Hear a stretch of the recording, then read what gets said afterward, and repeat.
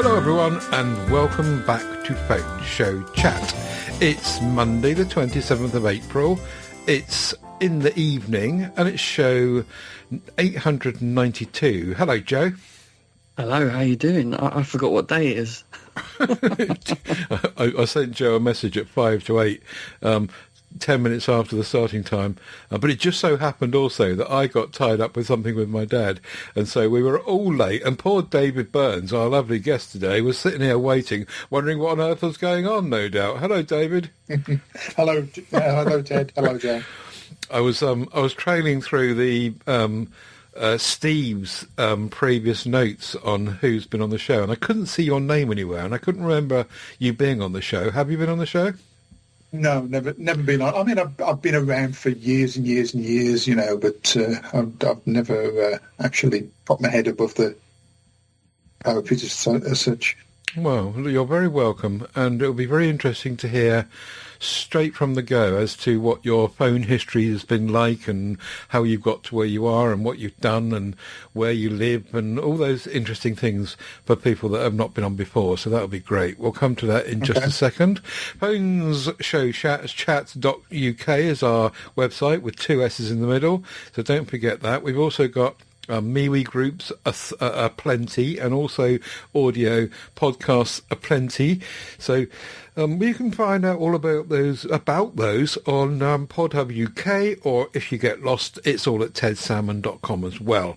But phonesshowchat.uk is our website, which is now shared with Camera Creations. But we'll come to that a bit later on. It is the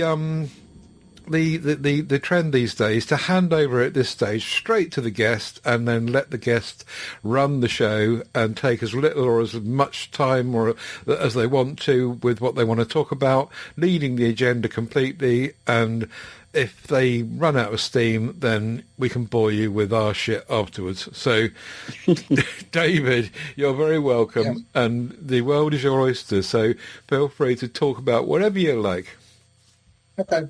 I've been in IT since 1995, so I've been around sort of IT and various things for a long time. I've always had an interest in, well, it started off with PDAs. I had an interest in PDAs, and I used to flip between Palm PDAs and Windows PDAs all the time, you know, just trying to find the perfect device as it was. But when smartphones came along, I went on to smartphones, obviously the Symbian devices. I think I've had most of the Symbian devices and the Cyan devices. I liked all the the Nokia products and some Sony Ericsson products as well. But I always preferred the Nokia products to the Sony Ericsson products, you know. So, but I'm now retired. I'm on the later stages in my 60s. But I was a computer manager for 40 odd years. At one point, I was responsible for around about 250 desktops, 14 sites scattered throughout the Midlands. So, I'm now sort of retired, but can't let it go. And most of my sort of enthusiasm goes on smartphones. What did you have to do in your job with your 200 and odd computers? Were you completely the man that was called for anything that went wrong with anything? Yeah. I had a couple of guys work with me, a couple of young guys, but I was very much a hands-on guy. You know, I didn't sit back and let someone else do the work as such. I felt you had to keep on top of things. If you didn't keep on top of things, you know. You soon sort of lose it as it was, especially with the way IT was moving. In the 90s and the early 2000s, it was moving very, very fast. Yes, I always like to be hands-on, even down to internet cabling, Ethernet cabling. I used to do. We used to do our own Ethernet cabling in the business. I used to write systems for the company. I wrote a sales support system. We sold Volvo commercial vehicles, and I wrote a system to control all the sales on that. I mean, data's I still like data. I like anything to do with data. I like to be organised. Sort of starting off with sort of D-base side of things, I used to write whole systems to run small branches that we've got in D-base. I was. And so and it was all self-taught, as I say, as well. So presumably you had to oversee the introduction in all those years of mobile coming on board and people in the workplace switching over from, traditional computing, if you like, to apps and a different way of working. Yeah. I mean, I was responsible for the phone systems within the company as well.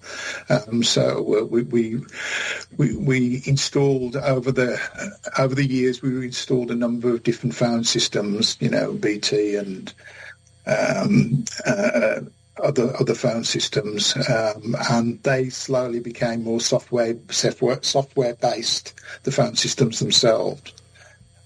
So you went away from the sort of physical handset, so being software based, they went on to mobile phones. So you had an app on your mobile phone, and that was your desktop phone as well.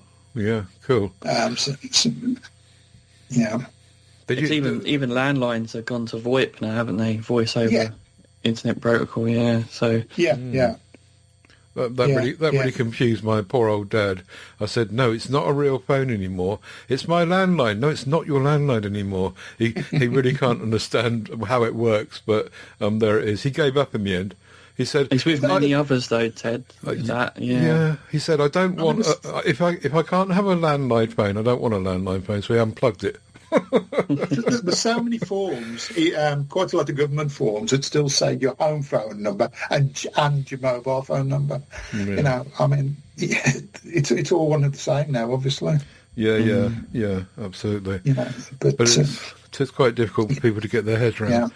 So you oversaw that kind of shift in how things were going. It must have been a really interesting kind of time to have been right in the transition period between, phones being pretty dumb into being very, very, very smart now. Yeah. Well, they went from being sort of physical boxes on the wall with electronic switching going in, and into them, and the clicking. And if you walk past the phone system years ago, they used to be clicking all over the place. To basically a server. Yeah, your phone system now is just a server. And even just before I retired, I installed a new phone system in the company I was working for, and that we didn't even have sort of a physical system. It was all cloud-based. The whole thing was cloud-based.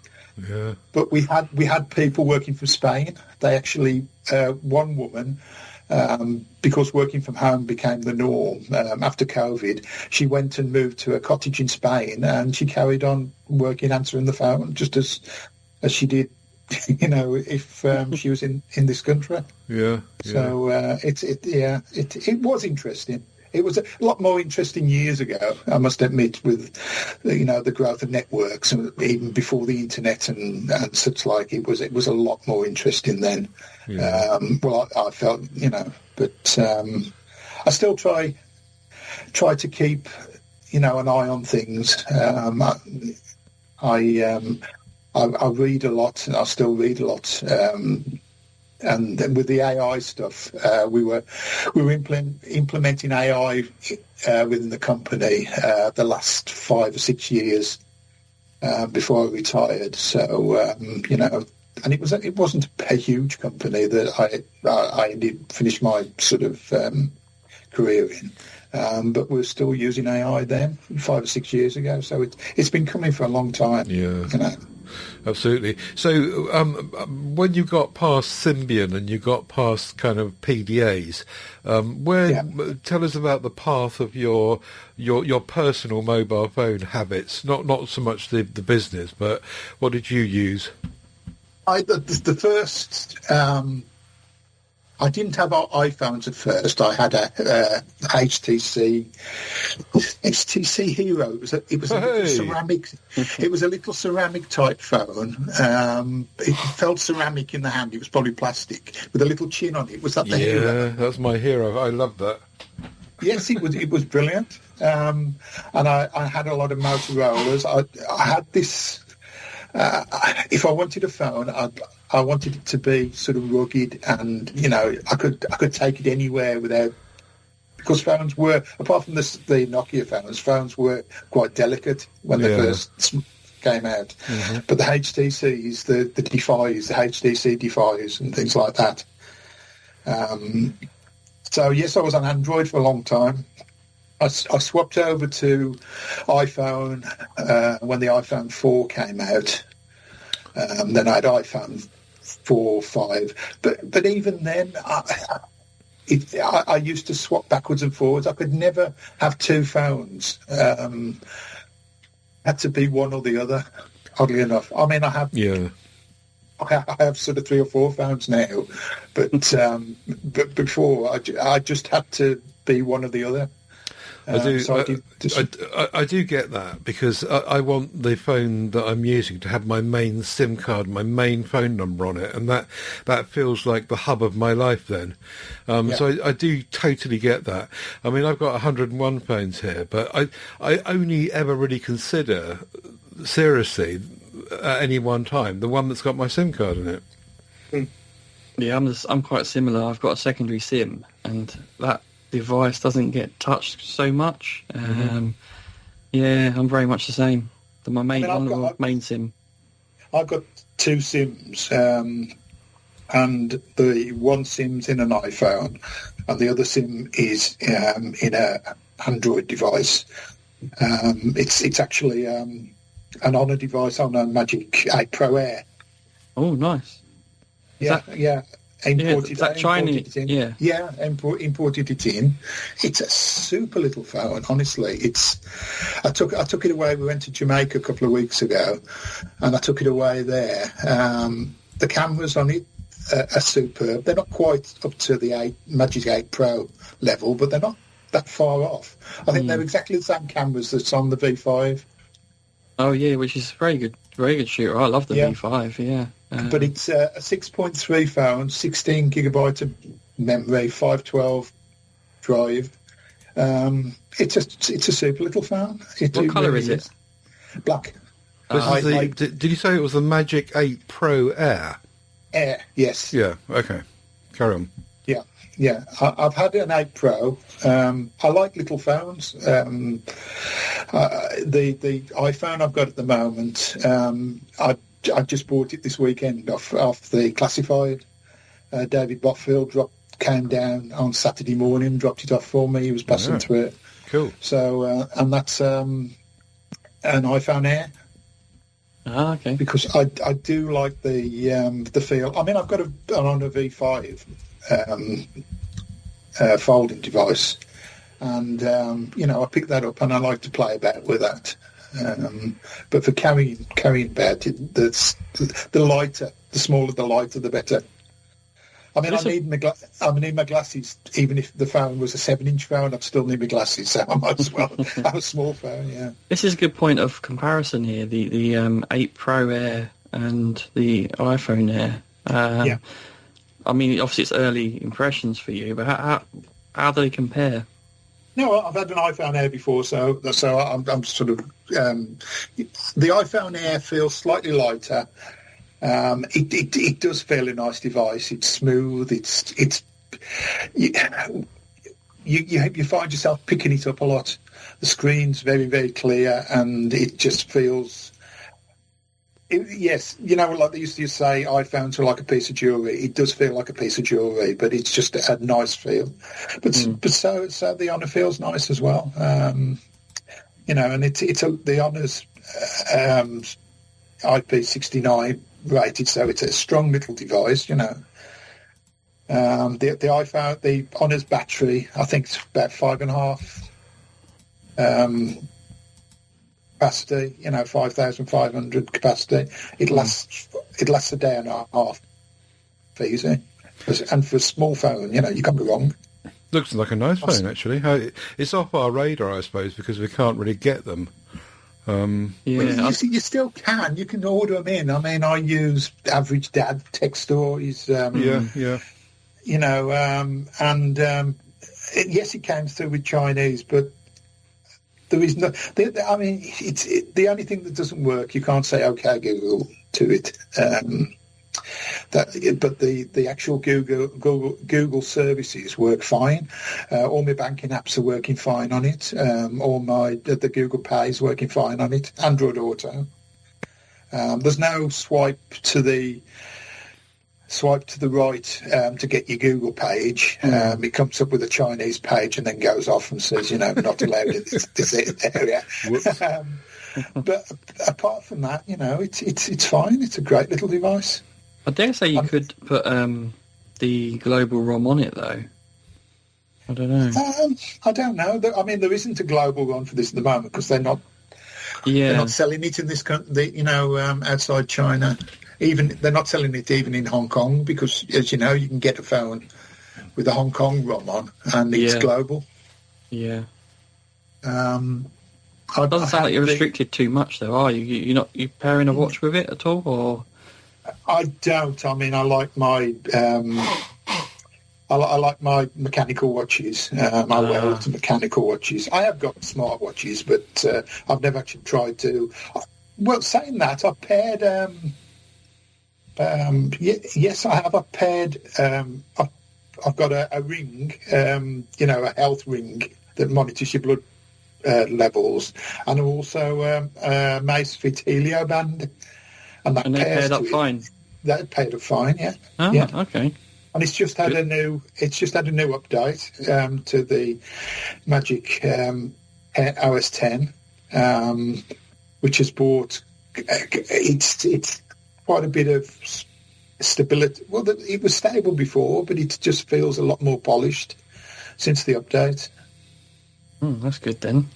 Yeah, yeah. So nice bright screen by the looks of it. 6,000 nits. It is. I don't keep my phones that long, I must admit. So I might, in a few weeks' time, it might be up on the classified. But keep an eye out, people. People get scared of Chinese phones, but they needn't be really because they just work. Nowadays, especially with Magic OS 10, I think the earlier Honor Chinese ROMs weren't. You had problems with it, but especially since 10, they've been fine. They've been fine. Do you fancy a Huawei then? Go the whole way. Yeah. yeah. I've looked at them. I mean, I was in the Far East earlier this year, and there was a lot of the Pura phones. You could see in the hands of the young people. Mm-hmm. Yeah, they look great, don't they? The Pura ones. Yeah. It is a shame that it's not an open market for all these things. But you can make it work. If you're determined enough, you can kind of make it work. And some people are actually learning to live with harmony and just saying, well, actually, all right, it's not as good, but not yet. But actually, they're getting quite a lot of mileage from it. So there is that. But the Pura phones tend to be the folding ones. I'm sure that's probably not true, but the ones that we talk about and see are the folding ones, and they look really nifty, don't they? The X Pura and those kind of. Have you ever had a folding phone, David? Yes, I had. I've just sold it. Oppo Find N6 recently. I've got a V5 I have a V5 because I like the Honor folding phone a lot better than the Oppo. I had the latest Oppo Find N6 Oh, okay, that's interesting. Yeah, I like the phone, but you know when you have a phone sometimes and there's just something about it you just can't get on with, you know. And yeah. It was the same with the Oppo, and I think it might have been even something that's as daft as the front of the phone. I'm a bit OCD, and the front of the phone, it's different on the one side of the screen to the other side of the screen, and little things like that just that gnaw would away at me. You know? That would frustrate me actually. No symmetry. But that was. Yeah, but it is a nice phone, and there was no crease, really any visible crease in it. I was watching Flossie Carter's review of it a couple of nights ago, and he's made it his kind of phone of the moment, and he was wowing about it, which he does with most new phones, to be fair. But it clearly, he was showing the screen off, as you say, the crease, and he said you've just got to be looking for it to see it, and he questions whether ever they're going to make it better than that, even Apple, for example, because you've got a hinge in there. Something's got to give. It can't possibly be completely invisible, and I suppose that's the point. Mm-hmm. I don't think they can make the crease any better than the fine N6. No. What I'd like them to do is make the inside of the screen a bit more glass-like. Because fingerprint magnets and things like that on any of the foldable phones, they get quite grubby quite easily because the screen, being flexible, it's not quite glass-like. And that's one thing I'll say about the V5 though. I find it a big move on from the V3, and it's much more glass-like than what the V3 is. I don't know how that compares to the N6 for you. Yeah. I mean, the end. I like the V5. I like Magic OS 10. I like the Honor operating systems. I like Honor cameras. I'm just comfortable with the Honor devices. I mean, when the V6 is launched, I will probably get one of those. So I do get you back on then. I do like folding phones. But you haven't got one. Yes, I've got a V5. Oh, you've still got the V5, have you? Okay. Yeah. But they're only as playthings. I'd never have my only phone. I mean, it's the same with Android and iOS. Apple phones bore me. They really do. The operating systems I'm very bored with. But when I get up in the morning, I've got by the side of my bed, I've got my Android phone and my iOS phone on the side. I pick the Apple device up to take it downstairs to look through my emails first thing in the morning with my cup of tea. They are smooth and they are dependable. You know, I mean, I'm fortunate that I can have more than one device. You know, if I had to have just one device, it probably would be Android. Mm-hmm. Okay. Because the iOS they do bore me after a bit, but they're dependable and it's efficient, and you know, all your banking apps are going to work faultlessly, and everything else is going to work faultlessly on an iOS device. You know, you want things to go wrong, don't you? Yes, I do. I thought to myself the other day, I thought I've got a problem. I think I like setting phones up. Yeah. The amount of phones I have, you know. And then at one point, the bank forward section phoned me up and asked me why I was installing the bank app on all these different phones, you know, sort of at least 2 every month, you know, and things like that. So I've got to stop. But it's a hobby. I enjoy. I love looking at phones. I enjoy, you know, playing with the phones. I hope you said to him, "None of your business." I've fallen foul of the bank people as well with keep swapping phones. Santander used to have a 9-device limit. And so every time I used to write them down in the end, because every 9th device that I registered with them, I had to phone them up and speak to a human being, and they physically, while I was on the phone, removed all 9 and I started again. Oh, you didn't have the ability to do it yourself? Most bank apps you can. You may well be able to do now, but back then that was the only way it would work. They would not let you register the 10th phone, and you had to speak to a human being. And they did it. It was fine. Have you ever had not being able to put it to Google Pay because it says you've reached your limit on the card? No, but I think the two go in hand, don't they? Because when you set up Google Wallet, it patches through to the bank, and they've got data on that as well. I mean, I'm no expert, but it let me set the app up on the phone recently, but when I went to add the card to the Google Pay, it came up with a message basically saying, that you've got too many, and I had to go to the bank. I had to speak to the bank and have them reset all the tokens. Right. Okay. No, I've not had that happen to me yet, so that's a new one. Fingers crossed I don't get hold of that one. But you see, I've changed my behaviour to some degree now. I'm really cautious about what phones I put my banking stuff on and Google Wallet with my cards.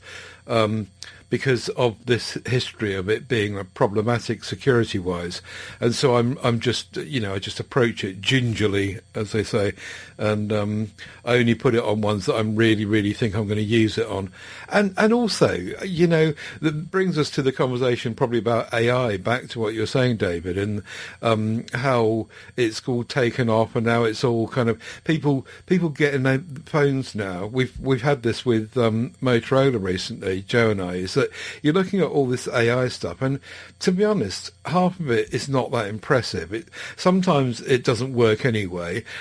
Look what Nothing did with their phones, with their essential space, which everyone was just like completely poo-pooing, and I had a go at it, and it's just like locked into their system, and it's just like, oh, for goodness sake. So the roundabout end of this story was that I have actually quite often now gone back to taking my debit card into Tesco with me and not bothering with the phone at all. So just not worrying about it. The only time I come unstuck, if I don't have the app on my phone, is that sometimes you've got to go into the app to verify something you're doing for a purchase or something online. But actually, the wallet, I could easily live without it. Sorry, David. Yeah, I still take my wallet everywhere. I insist on putting all the cards, well, not all my cards, but most of my bank cards on my phones, but then still take my wallet. Yeah. See, I'm very 2026 me, so I have just my phone all the time. And every shop I go in, I've got an app for them as well. So like Tesco, for example, I've got the club card in my wallet. Yeah. I'll fetch my phone out to show the club card to the machine, and then fetch my wallet out to pay for it. Yeah, that's what I do. But things like, especially the Apple Watch. If we go down to London occasionally, just for a weekend away, and getting around the tube system with an Apple Watch is so easy. You don't have to fetch your phone out or anything. Just tap and go. Is that not the same for Pixel Watch or? It would be the same. It probably is. Okay. I've never actually used sort of a Wear OS watch, with a card system. Right. In Singapore, their transport system's so advanced. You just tap on and tap off. It's really anywhere you go. It's a really advanced system they've got there. Yeah. Perhaps your approach, Joe, is because of the not being funny here, but the difference in our ages. So there's me and David in our 60s, and you in your 40s, and perhaps you embrace it more fully than us, and you work in retail, of course, and partly, yeah, partly. I mean, I left my wallet at my friend's house last year. And we didn't see each other for quite some time. I told him to post it, but he didn't post it. So that kind of forced me to sort of use my cards, the replacements on my phone, and then I just didn't bring a wallet out since I've had it back. I think I got used to not having it on me. I still don't 100% trust it, you know what I mean? It's going that way, though. Like, for my store, for example, it's cashless now. because we took, as a business, we take such little cash, and paying for a G4S collection every week or every other week is quite silly, really. It's a big cost. So all stores are O2 are cashless now, and you can see a lot of companies doing that. So it's kind of the way it's going, isn't it? Mm. Yeah, it's definitely going that way. I mean, I haven't got any cash in my wallet. I think I took £30 out of a cash point in November, spent it over Christmas, and never replaced it. And I haven't any cash on me. So I've got some coins in the car just in case I have to use a car park, or a shopping trolley or something. But I just don't carry cash. You could argue as well with your phone, it's more secure than the card, which is hence it allows you to go over the £100 limit. Like your card, you can only spend 100, can't you, normally? Yeah. And because your phone, you need either your biometrics or a PIN to get into to then use. So yeah, it's in a way more secure. What happens? Does it always? If you go to pay for something, and I know if you go to pay for something in a card, sometimes they'll say, "Oh, you have to insert your card and put your PIN in." What happens if you're using your phone all the time? He never asks you for any sort of verification or anything like that. No, I've done various contactless because, well, I've not tested, but with a card, I think it's free. After free contactless payments, you then need to insert, which is a safety measure to make sure your card hasn't been stolen by someone random, which is good. It's a good thing. Yeah. I do wonder if there's anything like that with phones. I haven't experienced it. I don't know. I might try it. I might try leaving. I've got some really nice wallets there as well from the old school. Do you still carry a wallet, Joe, or you don't? I've got a nice Guinness one that my missus bought me. But since I left it with my friends and I've had it back, I've not brought it out so much. It often housed my driving licence for ID, but I don't get ID'd these days. Yeah.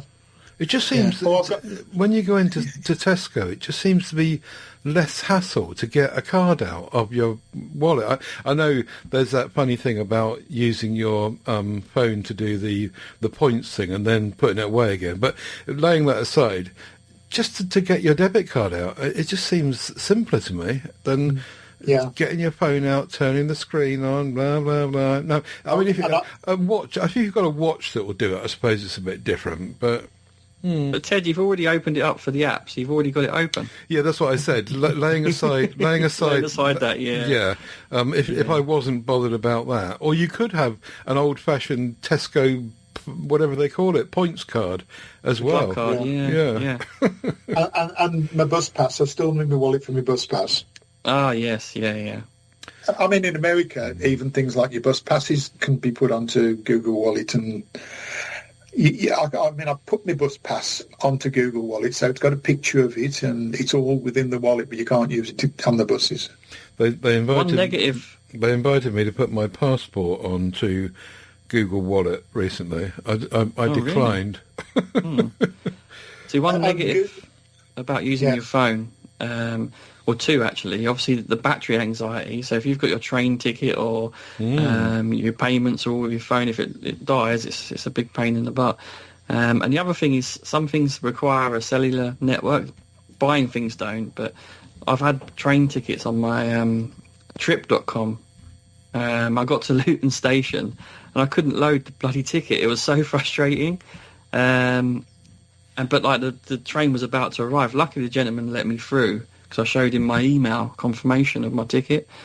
But yeah, I would have missed my train just because I didn't have a cellular connection in the station. So yeah, sometimes maybe having the actual train ticket or the actual card is sometimes better.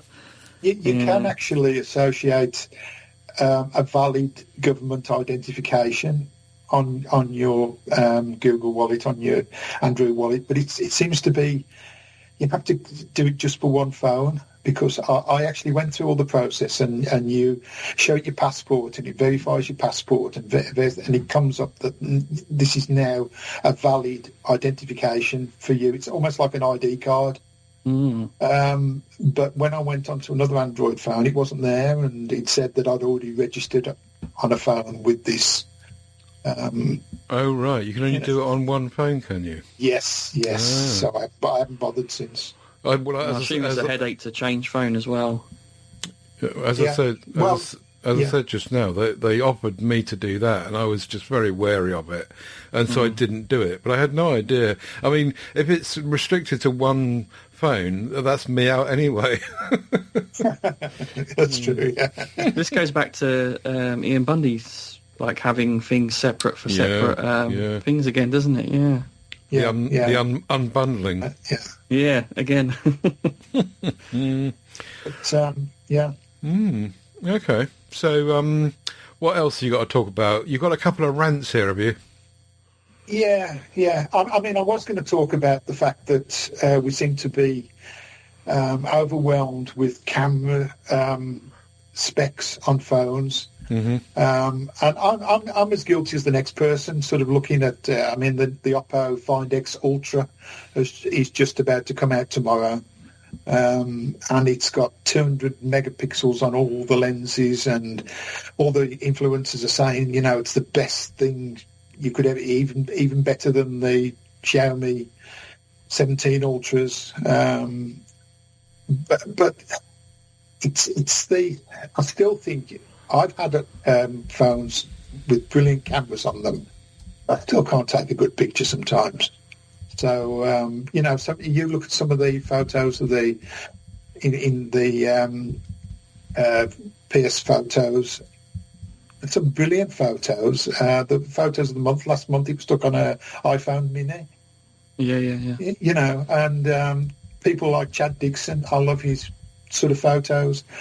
And that's not an ultra phone or anything like that. It's not one of these. He uses a S25 FE. Yeah, that's it. So it's not the phone. A lot of times, it's the person. I went to, like I said, I went on a cruise of a lifetime to Asia, and leading up to the cruise, I wanted to take the best phone. I went, I did all my research. It had to be the best sort of camera phone that possible, because I might never see some of the sites again that I was going to see. And in the end, due to circumstances and one thing or another, I took a standard iPhone 17, and the photos were brilliant. And I just loved the photos. So all this push to have the best camera phone out, it's sometimes on the likes of me, it's wasted. Yeah, because Ahmed Bieber always takes with an A-range Samsung. Takes some wonderful shots, doesn't he, as well? Yeah. So I agree. It's you have to have an eye for it as well. This happens a lot with people with camera gear, which like they buy all the best gear. It doesn't make them the best at photography, does it? All the gear and no idea, they say, don't they? Yeah. No, the rant that I put down, it's only a little rant. My family and everyone I know uses WhatsApp for everything. But again, why is it that WhatsApp doesn't have a centralized database? Be Google Drive or whatever, because if you move WhatsApp from your iPhone to your Android phone, it doesn't carry over the data. The Android phone backs up to Google Drive, and the iPhone backs up to iCloud. Yeah, and a company and other apps do it. Other apps are, there's plenty of other apps that uses Google Drive. You can back up to a common database, as it was. So I just don't understand why WhatsApp can't do it. Yeah, it's very frustrating, I must agree, because I transfer a lot of WhatsApp chats. I saw an article going through the press today, or yesterday was it, that was suggesting that WhatsApp's going to be banned in the EU anyway.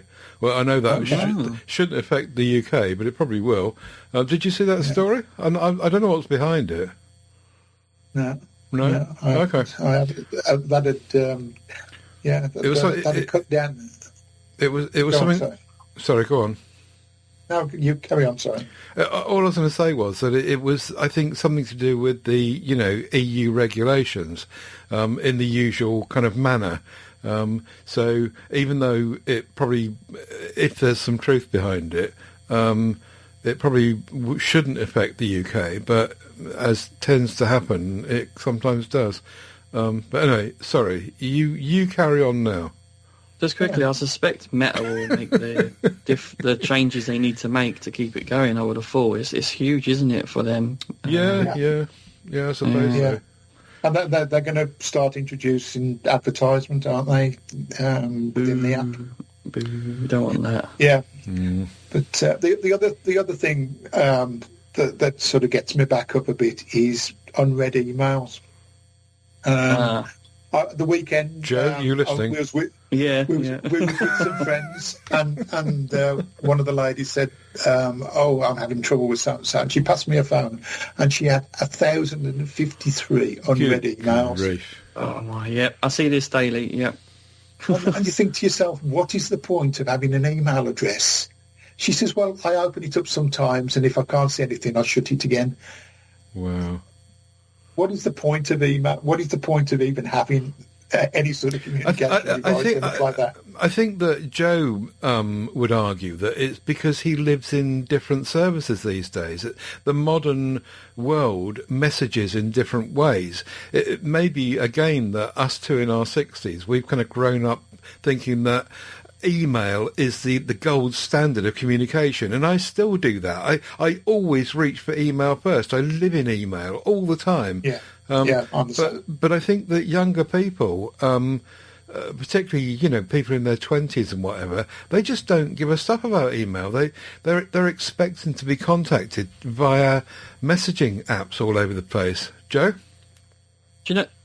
I do like email, I actually do, but I'm such an idiot. I say yes to all the things that say, "Oh, can we send you rubbish via email?" I say, "Yeah, go on then." And then there's so much rubbish on all my emails as a result. I have to have big old unsubscribe sessions to get rid of a load of it. So it's my own fault. I get bombarded with rubbish, and then it puts me off using the email because I have to sit there deleting loads and unsubscribing loads. I never learn now. I still say yes every time I shop just because it's quick to say yes. But I mean, my main email account now, I think I've got 5 emails in there. Anything else, I've in folders or deleted. Well, let's see how many I've got. I've got 2. It must be an older person thing. I think it might be that we've grown up with that being the way. And I worked in business all those years, and I email.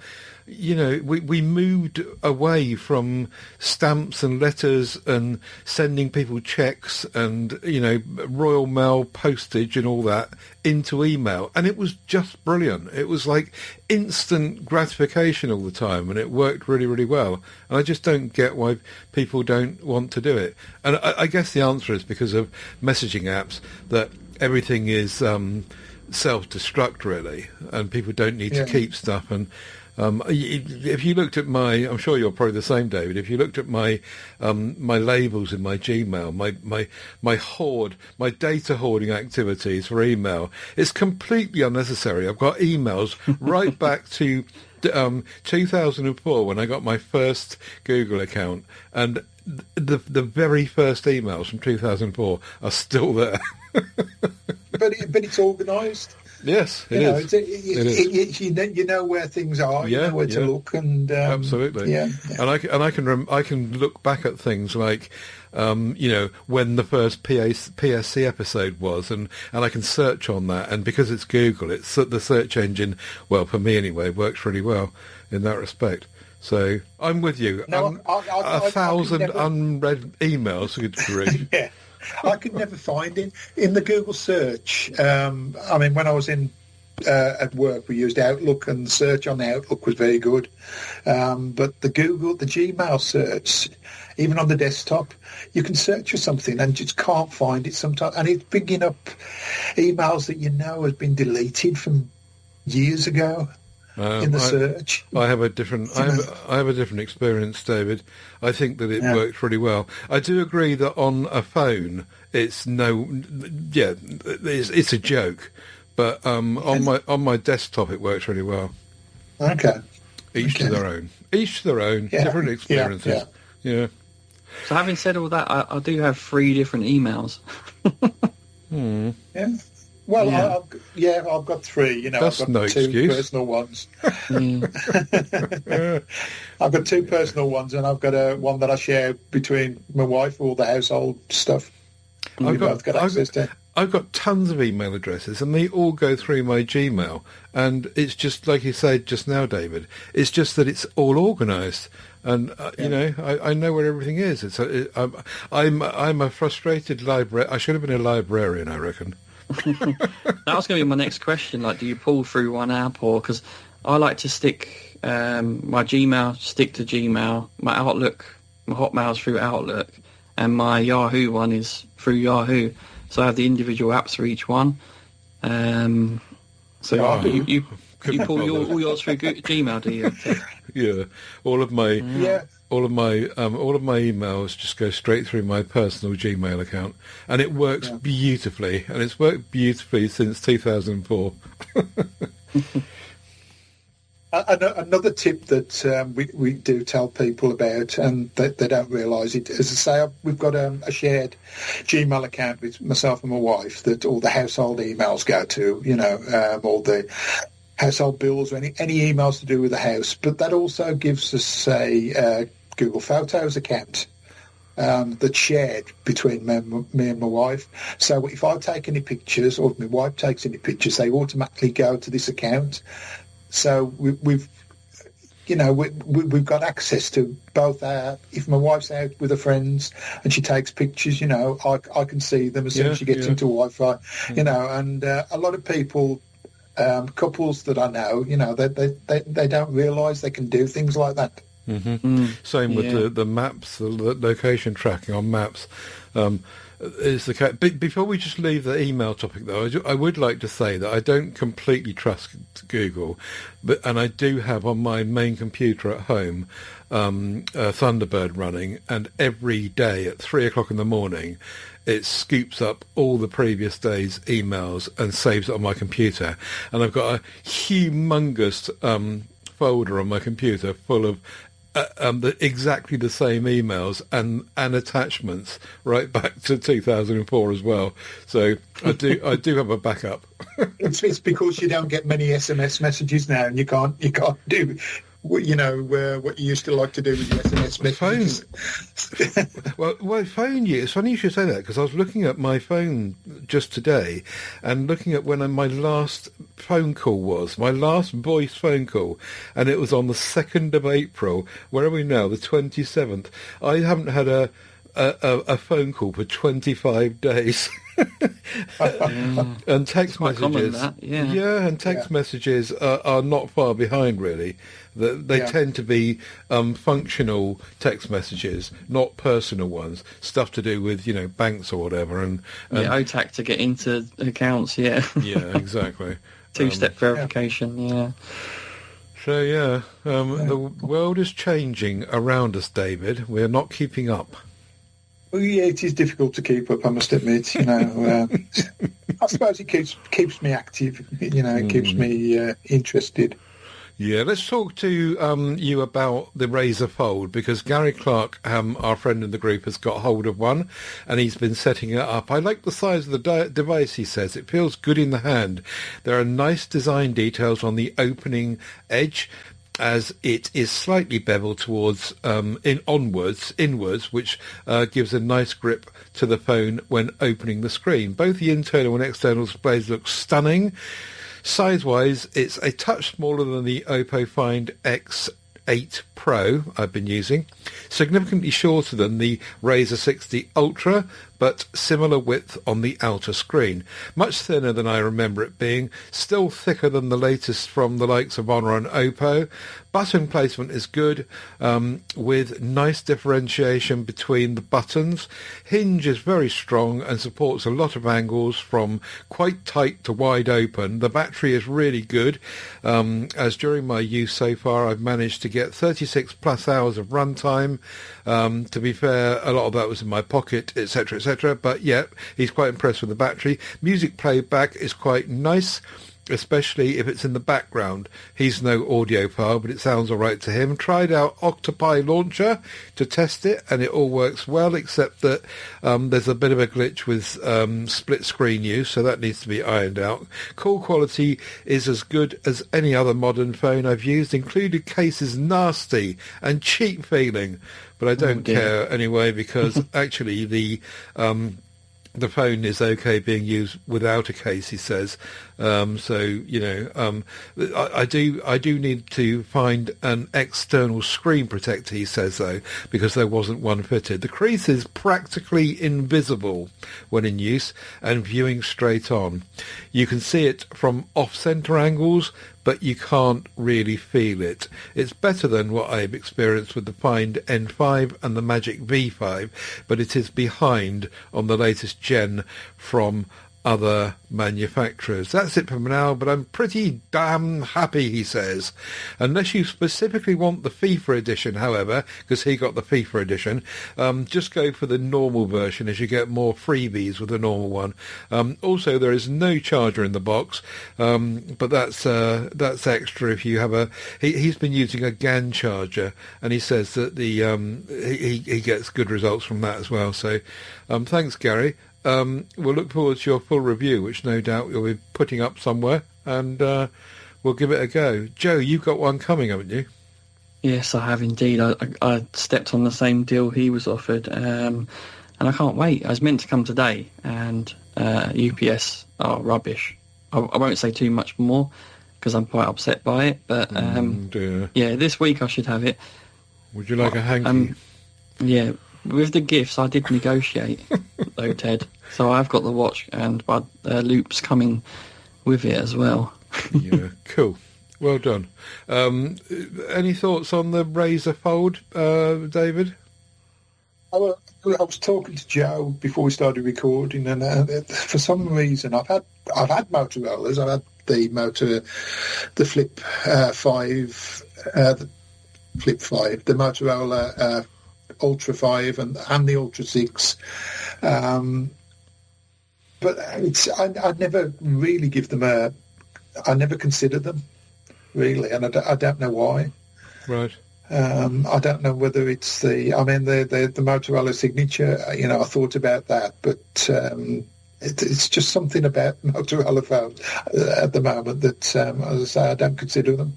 It's interesting how you like the Honor phones, and you're okay with Apple phones, because I've been banging on about the crossover between the two, and them copying everything Apple, and maybe that's something to do with it. Maybe I don't know. I had as I say, the 60 Ultra. I didn't get on with that mainly because.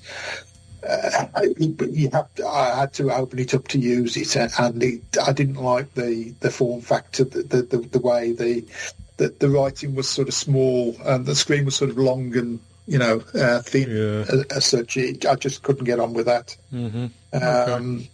But it's like Pixels. I've had Pixels in the past, but I don't really consider them at the moment, and right.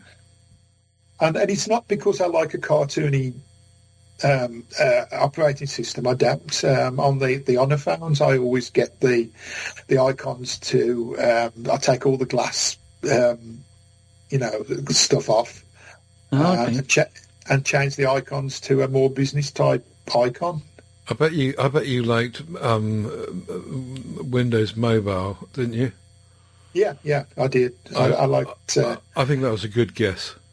Yeah, I like the top. And if you have you ever used a launcher called Niagara? I know what it is. I haven't actually used it, but I I've heard good things. Yeah. It's fascinating because you just have a list of your normal apps, and then it's quite clean. Yeah, you can get your phone to look really nice with Niagara. Whether it works on a foldable, I don't know, but. I think it does. But like Gary was saying, that some things need ironing out. Like when you open up the phone with some launchers, it just doesn't quite work properly. I thought Octopi had actually fixed that, but maybe I'm wrong. So we'll look forward to more of his thoughts on that. Paul Granger is next. Last Monday's PSE was a great listen, he said. That's when we had about 200 people on it. I was particularly interested in the discussion on keyboard phones, and in particular the issue of size and weight. Having used a Unihertz Titan 2 now for 6 weeks, I'm getting used to handling it. It's not as easy in the hand as the BlackBerry Passport. The Passport is easier to handle mainly due to BlackBerry's clever design, but my main point is cost. The Titan 2 price, now this is the Titan 2, not the Elite one, the original Titan 2, the kind of the tank. The Titan 2 price is £399, which I think is very good value in today's market. Some say that if these phones were lighter and smaller, more people would buy them. However, to make a Titan which is smaller, let's say 30% smaller, it would involve more design, material, so more expensive. So people would pay say 50% premium for a lighter, more manageable Titan 2, would they? I'm not so sure. I think the current price is a big attraction, but there are obvious trade-offs. The phone was updated to Android 16 for me, he says. The latest Google security update is December 25, so that's lagging behind. The Unihertz website says the phone will receive security updates and Android updates to 2030. But it doesn't mention anything about frequency, so they've obviously learned all they know from Motorola. So the Unihertz Titan 2, I did have Jim Fowles one here, and you had a play with it as well, Joe, and it was a bit of a brick. And going back to QWERTY phones, David, any thoughts? No. No, not really. I was going through some old stuff the weekend, and came across my E71s and the E72s, and they're beautiful little phones. You know, they really are well made and everything. But I was sort of testing if I could use the keyboard, and they were good keyboards on those. But no. No. I don't need to. I mean, at the same token, a lot of the youngsters now just talk to the phones. They never type or anything like that. I'm not one for that either at the moment. I must admit. We're a couple of old farts, you and I. So it's not for me either. However, I have to say, as we were saying the other day, Joe, that the Titan 2 Elite and the Click thingy phone, whatever it's called, I think they do look really interesting. Even though I'm highly unlikely to go back to a QWERTY phone. I do think they look interesting, and not being such a tank, it might be a bit different, mightn't it?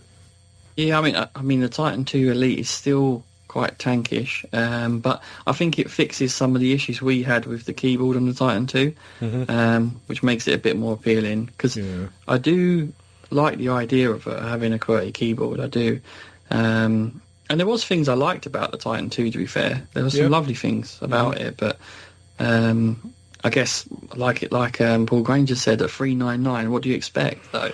I looked the price a bit up after I read he'd written that $399, and it looked to me as though they were charging like £500 for it, or up to. So I don't know whether they suddenly had a price hike on it or not, but that's what certainly on their website. I don't know about elsewhere, but yeah. I think maybe he was an early adopter, maybe. Oh, okay. Because they had them cheap, didn't they? Right. Okay. Yeah. Because Kickstarter, wasn't it? It was on there. I think it was, yeah, absolutely. Right, quick shout out to Extreme Skins. Don't forget that our friendly skinning firm is there when you need stuff. extremeskins.co.uk. I was amazed the other day when I took one of their skins off of my Pixel book. They sent me this one for the Pixel book, which I put on some months ago, and I just fancy changing it for another one. And you wouldn't believe the glue they've got for the sticky on that stuff is just amazing. I was yanking it and pulling it. I thought, I'm never going to get this off again. But eventually I did. It's just really, really strong. So just a shout out for the Extreme Skin stuff, because the glue on the stuff seems to be really, really good. Have you found that, Joe? Yeah, not only is it good though, when you do take it off, there's no residue at all. No, so although it's strong, it comes off cleanly. So yeah. They really are good products. I've always loved them. Yeah, shout out to extremeskins.co.uk, who are not sponsoring today's show, but we like them anyway. Let's go to the app wrap. David, you've got a couple or three apps to highlight for us? Yeah, the first one was an app that I've used really since 2012, and it's I've got all my passwords stored in the Google password for when I'm on the web and things like that. But this safe in cloud. I always say safe in the cloud, but it's not safe in cloud. Is a database that's multi-platformed. You can have it on Windows, Mac, iOS or Android, and it can store your all your passwords, and you can use it to fill in on your phone as well, but I never do. But you can also have all your bank card details, and you can have any sort of information, your license, any sort of information that, especially the older I get, you forget. And I've always used one of the first things I do when I'm installing stuff on a phone, and I put safe in cloud on there, and I've got it on my computers, on my iOS devices, and I've always got access to it. It's 50 quid. No. It is. I paid for it years and years ago when it was something like £4. I've just clicked through to the Google Play. Certainly, the Android version is £49.49. Very random price. Maybe not. And the other app I've only just come across, and I've used that before, like Starry Night, things like that, which you point at the sky and it tells you where the stars are. The star. Oh yeah. Mm-hmm.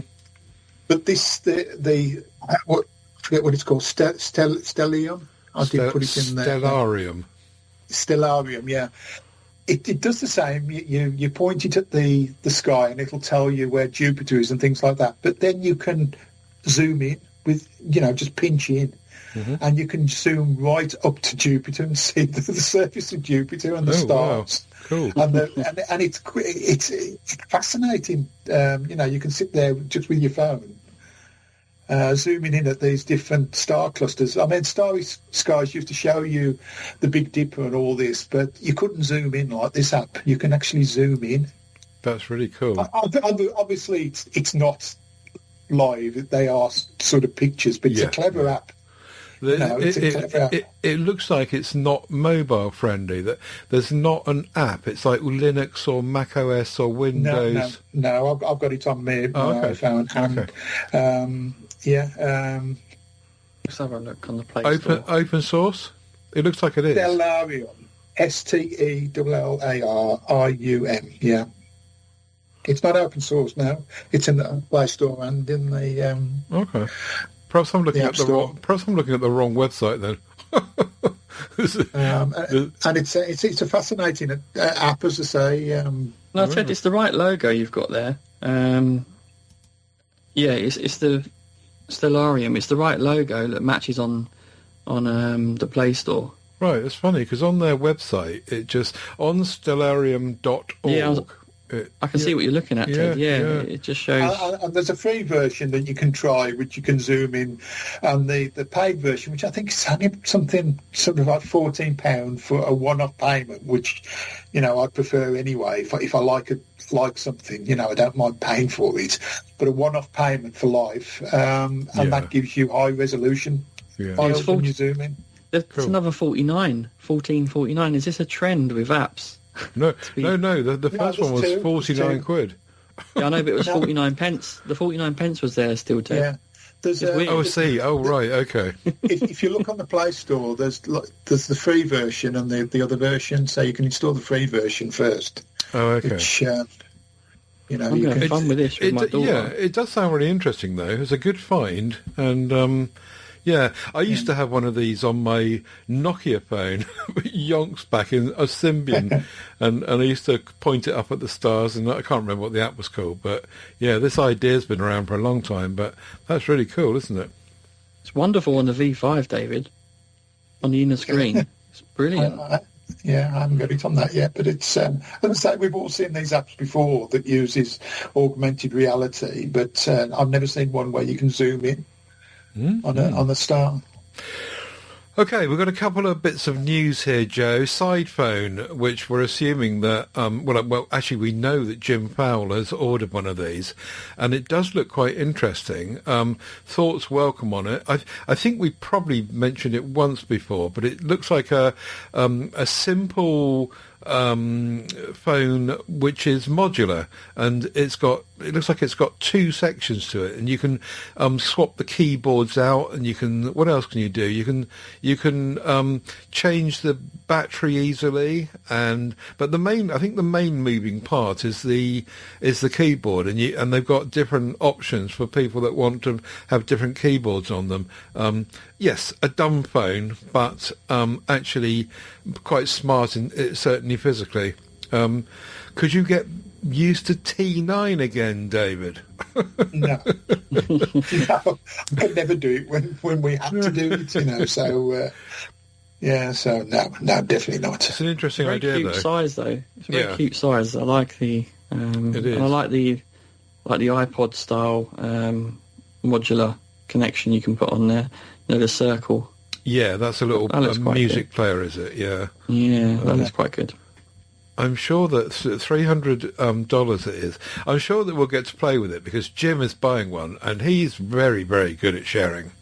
He is. Big Me unveils the high-break dual smartphone with a weird rear display. So this is a Big Me smartphone, which is a proper e-ink display. And it's oh no, sorry, it's not. It's an LCD. Oh, I see. So they're going after Next Paper here, are they? Okay, I didn't realise that. Oh no, it says. Oh no, hang on a minute. It's an e-ink display on the main display, and it's got an LCD screen on the back cover, and that LCD display on the back cover is a big circle next to a camera and a LED lamp. And it looks a bit of an eyesore to me, frankly. But they're showing it with a station clock going round on it. But I'm presuming that you'll be able to put other stuff on that if you wanted to.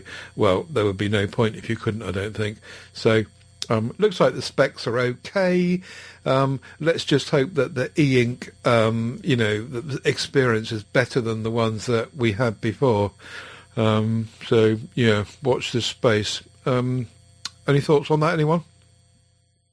I'm less keen on this one. Yeah, myself. I've never used an e-ink device, I must admit. Again, it's something that doesn't really appeal to me. It's just what's the annoying bit really is the ghosting and the refreshing, like having a Kindle from 10 years ago. It's that kind of experience.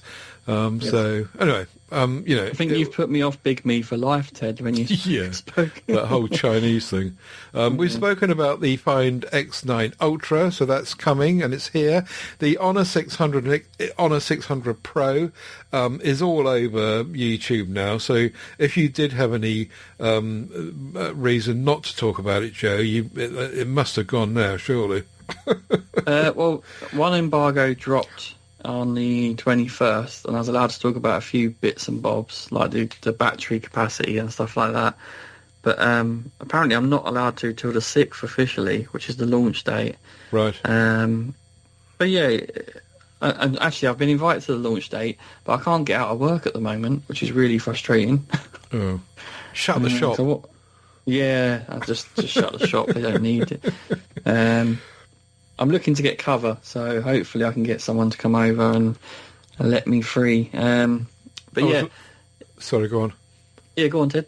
I was just going to say, I've been watching a couple of reviews online on YouTube, and the thing that stands out to me, I'm afraid, as usual, is this whole no Qi charging on the 600, which is a shame because otherwise it looks actually quite good. And also, apparently, one reviewer said that it's got the same lie as the Magic 8 Lite about always-on displays. And it says it's got an always-on display, but actually you can't put it on always. It is just a lie. And that's on the Honor 600 Pro as well as the 600. So, Honor, you're very, very naughty and telling a pack of lies. Right, your turn. That's quite poor. Yeah, not a fan of that, because you shouldn't say always on display if it's not actually always on. Very naughty, Honor. Interesting to see what price they put it out at, because... well, I know, but I can't say. Yeah, someone put down that they thought it'd be around about the 800 on GSM Arena.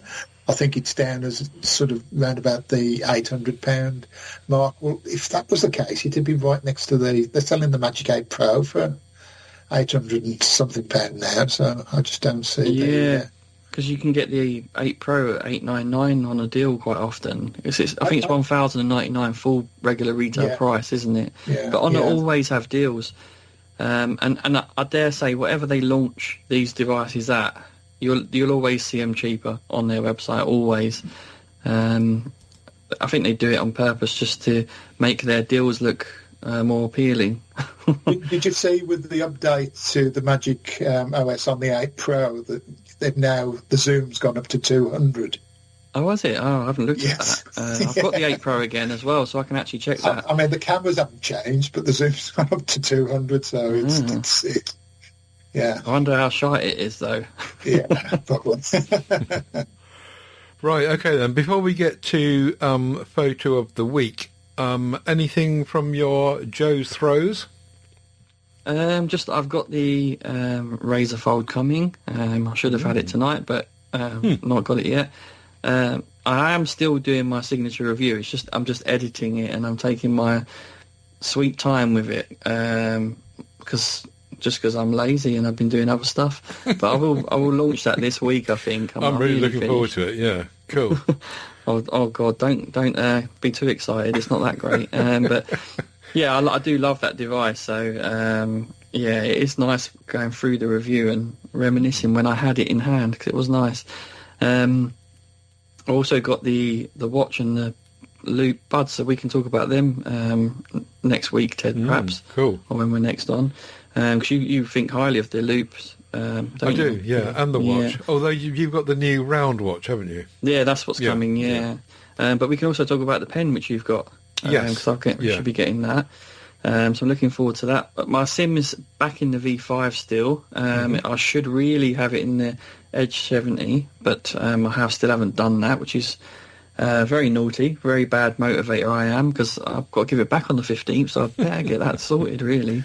But like you said, I'm just not that excited after having the signature. My enthusiasm has really gone for it, but yeah, I should really have a little play, so I will do soon. Yeah, cool. But yeah, not much else to say, really. Okay, that's fine. The Motorola Edge 70, I've had one here as well from the same PR route, and I've done a written review on that, and that's up on my blog. So I'll link to that in the show notes. Maybe another week when we got more time, we'll do a bit more of a dive into that. I have to say that initially I thought, as you say, Joe, with a signature in one hand and this in the other, it's like, really? But there you go.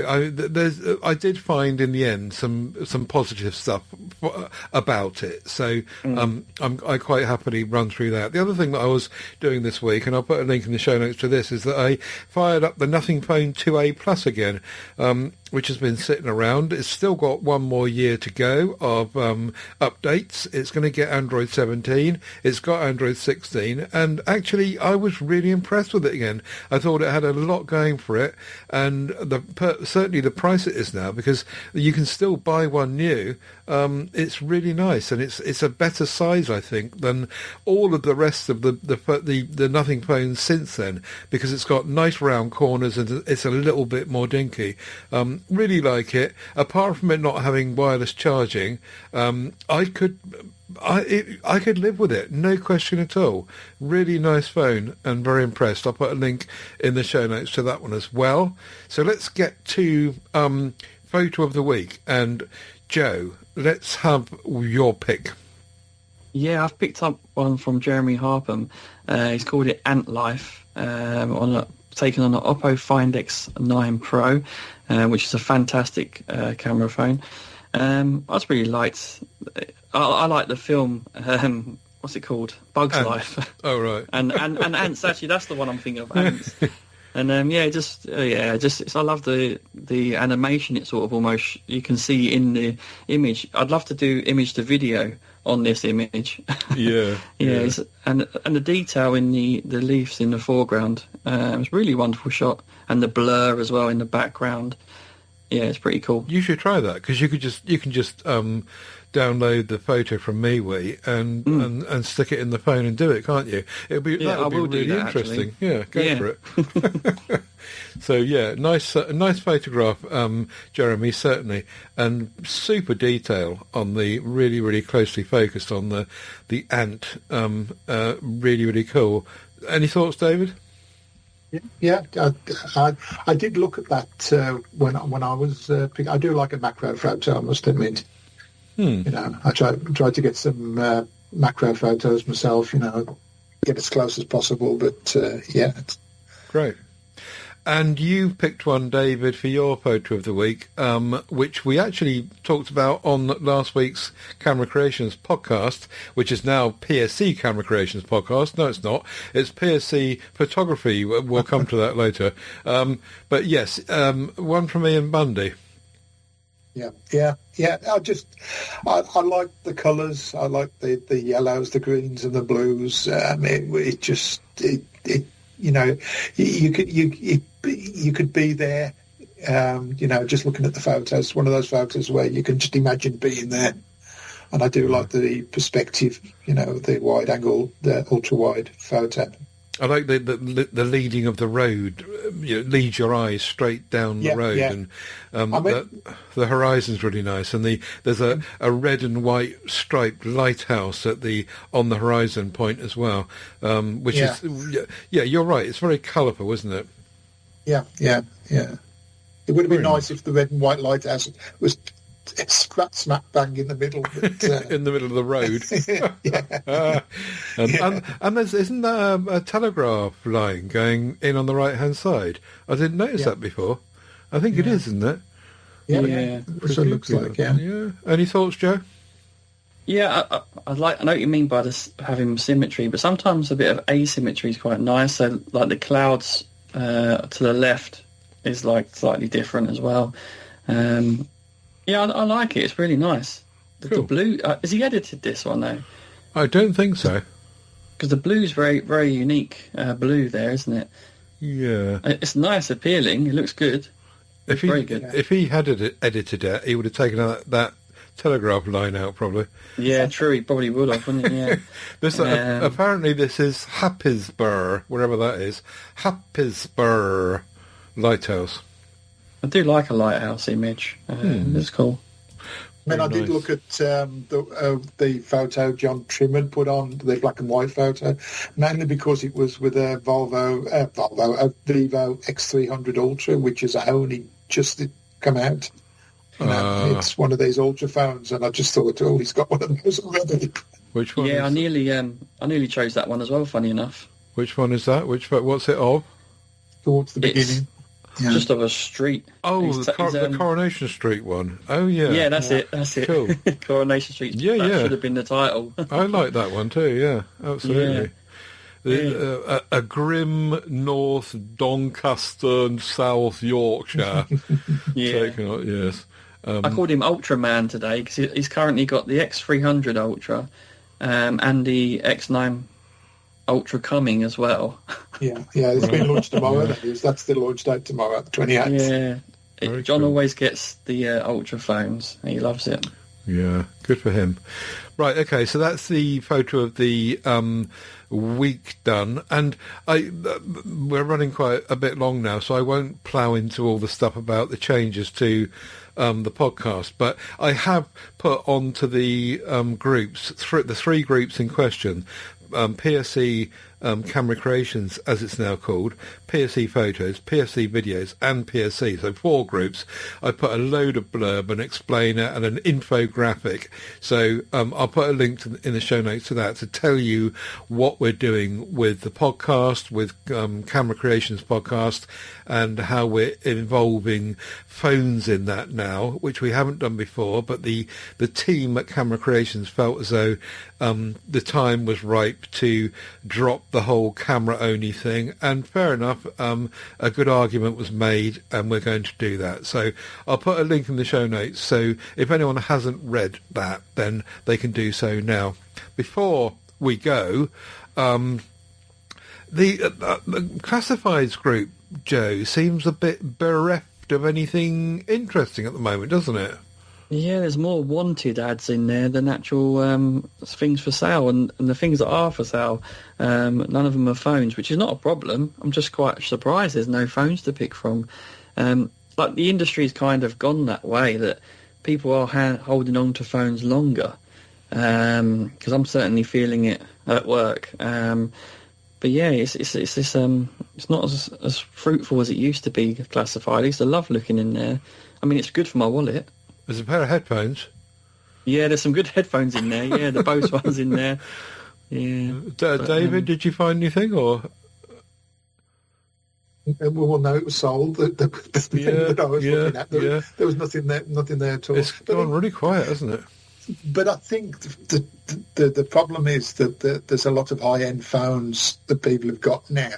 So if you're putting them on, that they're a lot of money, and you know, say 12 months ago, there used to be a lot of stuff on the Classified that was a bit, you know, cheaper and low end, and they move quite quickly. Things like that do, but it's a big decision if you're selling a phone for, you know, just under £1,000 and, you know, off the Classified. Yeah, this could be the calm before the storm, though, Ted, because all these ultra phones are coming out. I know the community will be buying them and trying them. So perhaps we'll see some ultra phones on in a month or so. Watch this space, maybe. Maybe we will, yeah. We shall see. But there you go. Thanks ever so much for coming on today, David. It's been great to talk to you. I hope you enjoyed your new experience. Yeah, thanks for having me, yeah. Great to hear about your stuff and what you've been doing and where you came from and what you did for a living and all of that. Really interesting. So phoneShowChat.uk is our website with 2 S's in the middle, don't forget. And most of the time I'm hanging out on MeWe, but you can get all my stuff as well on tedsalmon.com, where you'll find all the MeWe groups and all the audio podcasts, so head across there. If you want to buy me a copy, you can do that. It's at paypal.me/tedsalmon, and if you want to buy Joe a copy, it's at paypal.me/hickey85. So make sure you spell that correctly and you'll be able to buy him one too. Don't forget PodHub UK as well, which has just been revamped this week with some new stuff, and Steve keeps that going, which is great. And we'll be back next week. No, we won't. We'll be back the week after, won't we? I think the next show is... Oh, no, it is next week, isn't it? No, it's not. It's the week after. No, it's very difficult to keep track, you know. So 2 weeks' time today with Jim Powell is on, the aforementioned Jim Powell, yes. with his array of interesting and different phones. It's always great to have Jim on because he's just got, at any one time, he's got something else going on. He's also just sent me his little keyboard thingy with a screen, which we'll be able to talk to him about that as well. And maybe he'll have some more interesting news about some of the phones he's been ordering, like that side thingy that we spoke about earlier. But also some of those QWERTY devices as well. So look forward to that not next Monday, the Monday after. It's very difficult to keep up, you know. So thank you ever so much for listening, those who have made it this far. And we'll be back with more in 2 weeks' time. And catch you in MeWe. Bye for now.